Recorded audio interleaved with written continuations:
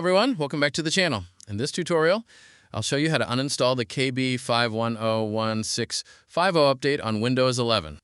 If you've been experiencing problems after installing this update, such as system instability, software compatibility issues, or other unexpected errors, removing the update may help resolve them. Let's get started. First, open the Start menu and click Settings. In the Settings window, select Windows Update from the left-hand menu. Next, click Update History. Scroll all the way to the bottom of the page and select Uninstall Updates. A list of installed updates will appear. Locate the KB5101650 update. Once you find it, click Uninstall. Windows will ask you to confirm the action. Click Uninstall once again. Now wait while Windows removes the update and its related files from your system. This process may take several minutes. Once the update has been completely removed, restart your computer to finish the process.